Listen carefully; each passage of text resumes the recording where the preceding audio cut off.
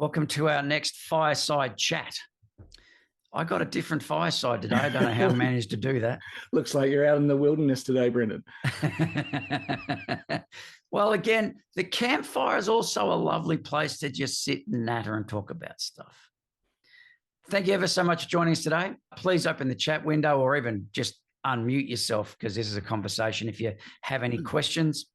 Simon, have you been roasting by the fire and mulling over recent thoughts about newspaper articles at all? I have indeed, Brennan, and it's great to have everybody here today to talk about something that I think really influences us as investors. That today we're going to be talking about media panic points and how they can quietly push us as investors into a form of paralysis, indecision, hesitation, or even make us make a decision out of emotional fear or greed. Basically trigger us. Basically just trigger us one way or another, either trigger us into doing nothing or trigger us into doing something. More often than not, it's nothing. Yeah. Simon, what sells more, greed or fear? Yeah, typically fear. And that's one of the things that drives the algorithms on social media these days. It's what the media, which really is a business that's funded by advertising to a large extent, relies upon to get eyeballs on their ads. And the more eyeballs you get, the more money you make, the better you stay in business. And that's kind of what we're up against as investors, is that clickbait. So we'll talk a bit about that today, and we'll talk about how we personally filter that fear and hype, and some of the sources we pay attention to, how we really unpack things, give people a few ideas about what they could potentially do to cut through some of this hype and fear that's out there in the media all the time, and do some quick Q&A, time permitting, during the session as well. Well, actually, you can just ask questions anytime. This is not supposed to be a monologue. It's a fireside chat. So if you've got any questions, please ask. So panic points, Simon. One of the articles you raised, which I thought was most amusing leading into this conversation.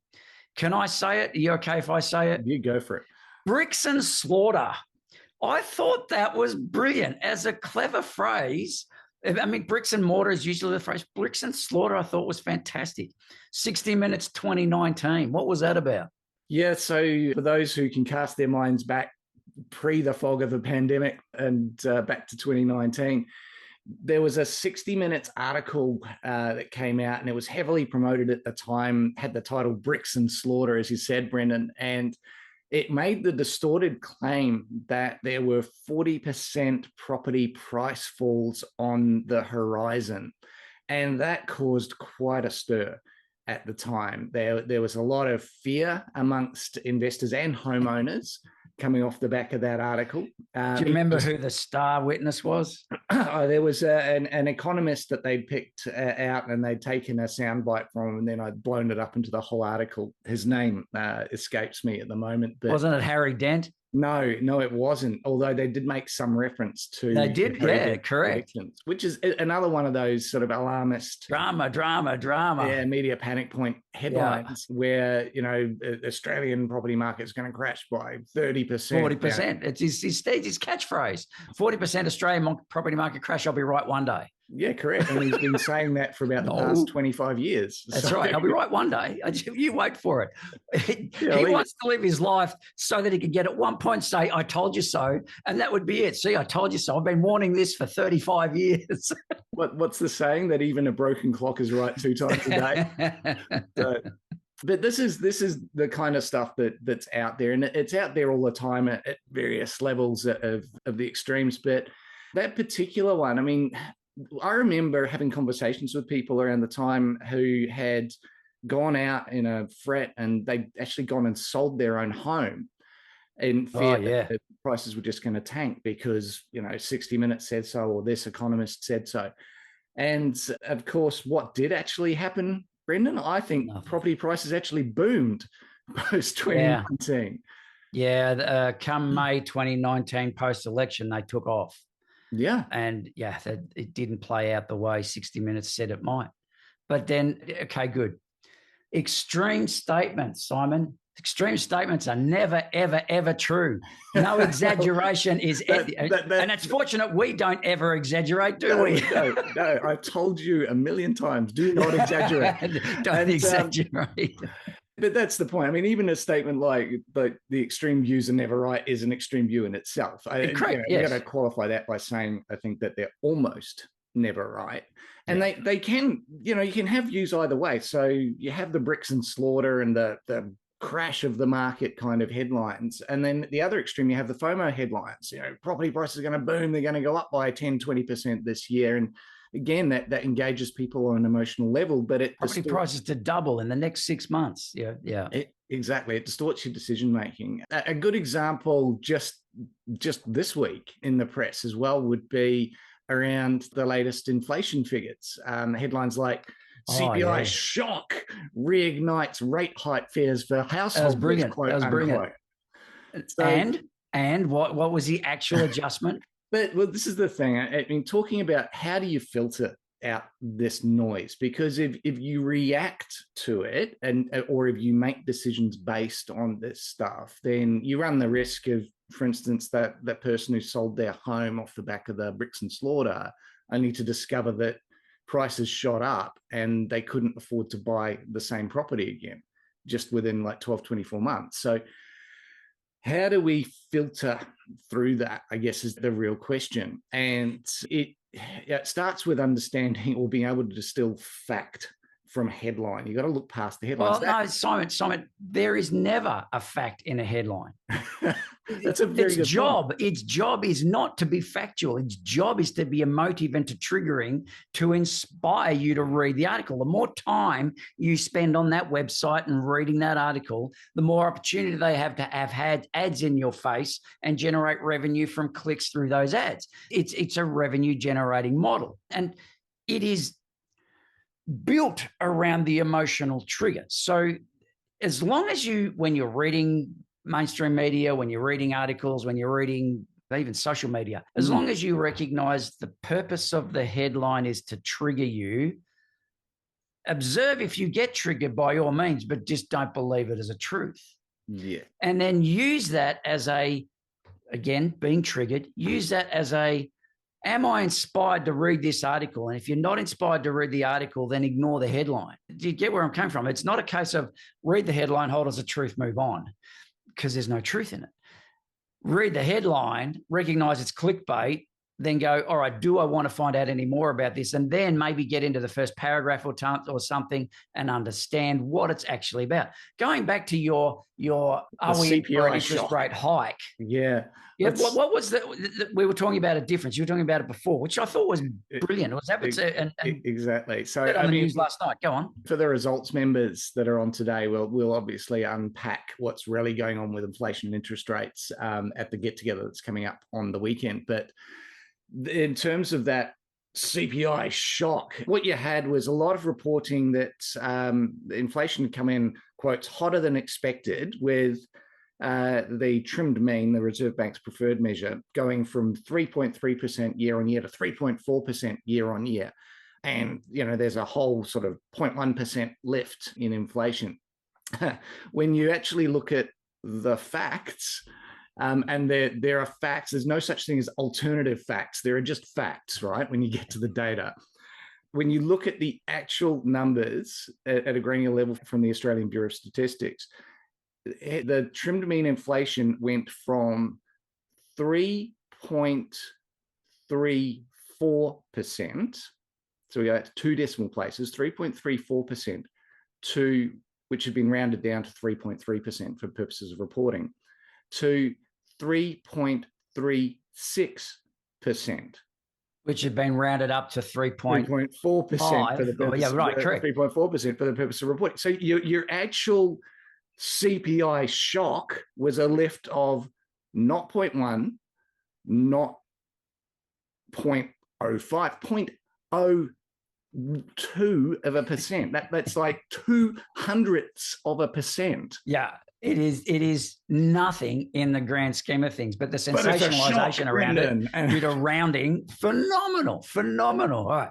So therein lies really the invitation for today. Read them, read the headlines, be attracted by the headlines, recognize you've been emotionally charged, and that's all good because it's doing its job. Don't believe it.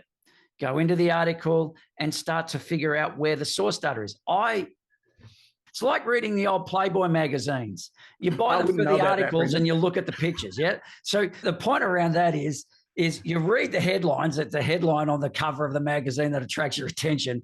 Then you go in there and you go, okay, I've got a headline. That's great. And you're looking at the pictures. And the pictures I like to look at are the graphs. So you go into the articles in newspapers and you've got the headline that triggers you emotionally, funnily enough. You read maybe the first paragraph and you go, oh, yeah, okay, I get the concept of what they're talking about, but always look at the graphs. Always look at the graphs. Now, part of that is don't just believe a graph because sometimes, what is it? Statistics and lies. It's all the same thing. It's not quite the same, acknowledged, and some statistics can be grouped together as a form of justification of proof, but it's not always the case. But look at the graphs. And then you go back into, and at the bottom of the graphs, it's usually got source of data. Therein lies the key. Therein lies the truth. So there you go to that particular website or that particular lead, and you follow the rabbit hole to the actual source of data. And that generally gives you the truth and it gives you the insight. So, yeah. Simon, where do we look? I mean, you and we have been playing this game for nearly 30 years, as much as that pains me to say. And on the back of that, we've acquired a lot of background knowledge. So we can look at this stuff fairly quickly and go, crap, good, interesting, and read and forecast forecast consequences, that'll do, of what we're seeing in the data.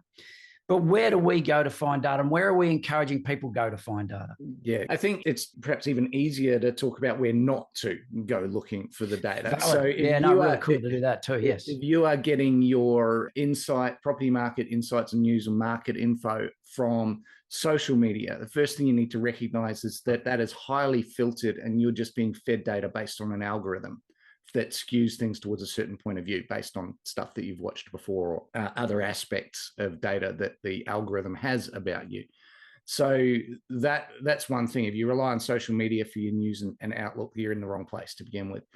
There are also very politicized news channels, dare I say, the Murdoch empire as one of them on one extreme, but there are left-leaning news outlets as well. If you're primarily getting your news and views from there, again, you're getting a skewed perspective. You're not going to get the facts. You're going to get a ton of opinion. And frankly, most news is at its core opinion. So in order to try and see through that and perhaps form your own opinions, we would go to sources, the real data sources, the where the facts are a little bit harder to distort. And that would be places like CoreLogic as one of the key sources of property market related data in this country. And we draw a lot from that. We draw a lot from the raw data from CoreLogic when we form our own opinions.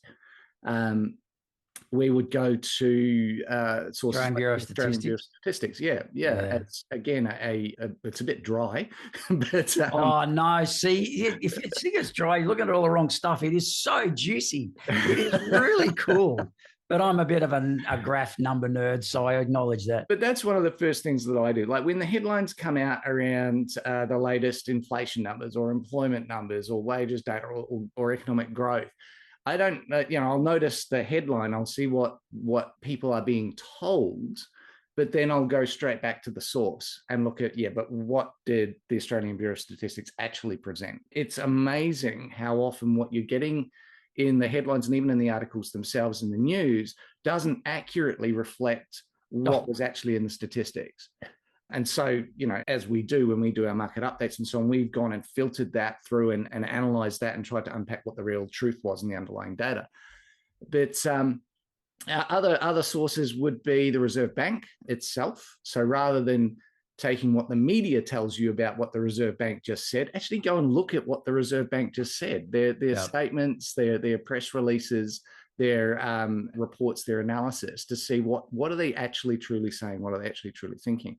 And you get a much more rational perspective about what's going on. That CPI shock being an absolute case in point. If you just took the media headlines, you'd go, oh my God, inflation's exploded. You go into the data, you go, 0.02. It's hardly running away. No. And even just overnight as well, we've had the Reserve Bank itself come out and say that they're not saying that inflation is running away from us. So, see, they've had to actually qualify the headline statements themselves. They've had to go back and say, no, there's no panic here. Fascinating.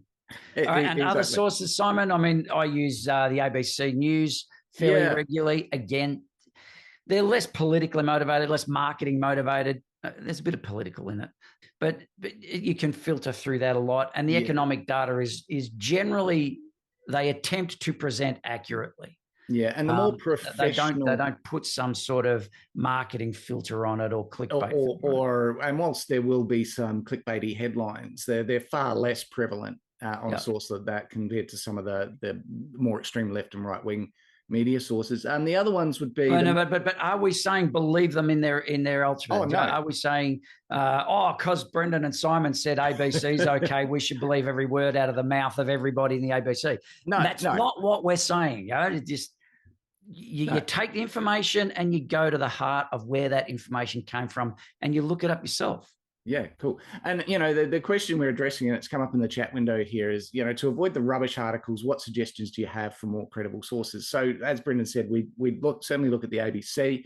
I would go, and I do frequently go to the more professional independent news networks, such as the Associated Press, which is often a feeder to various mainstream news networks, and Reuters, as two of the more neutral, independent, more willing to fact check sources of news and views. Obviously, they're global, not just Australia, but they do cover Australian news as well. So I'd go to those sorts of sources, but often, as we were saying, go right back to the data sources when it's a question of what's happening with things like inflation, interest rates, what's happening with the economy generally, that kind of stuff.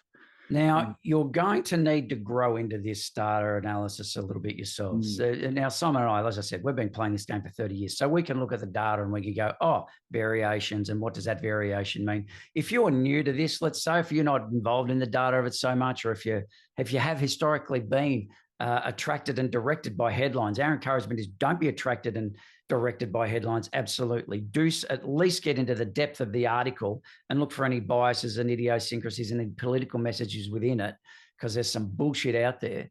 But if you can get to that, at least you're at a level that is greater representation of truth. If you really want to get into it, go to the source of their data, which is where we tend to head. Now, it does take some skill, but you can do that. Simon and I take pride, and this is a straight from the trumpet. I'm blowing our own horn here. We spend a crap load of time looking at this stuff so we can make your lives easier about what's happening. We have no bias. We have no political statement we want to push forward or push. This is all about what is the data telling us, where are we at? And we are dedicated to the honesty of the data that's available. And we only quote the raw stuff when we speak to you. So stick with the Fireside Chats, because we're going to keep doing that. Stick with the stuff on the Real Estate Success app that we've got, and you get the access to these things from, because the information comes out regularly there. For those who haven't, get into results and get into the get-togethers that we pull together, the information we pull to that, because that makes a significant difference to the ability for people to buy and the confidence in which they can approach their investing. That would be probably my encouragement. But no, it's an unashamed, gratuitous plug. But we're not idiots. It's a fireside chat, and I'm calling it how to see it. It's not. We're not idiots, and we speak what is there as a truth. There you go. Said it. So we better call time, I think, today. But just a quick shout out again to new members. We've had a bunch of new people joining the community over the past few days, which is great to see all the new faces. Welcome aboard. If you are new to the community, please do make sure you complete your profile, including a profile pic, short bio about yourself, fill in all the fields, because that's going to really help you make connections with other like-minded investors in the community.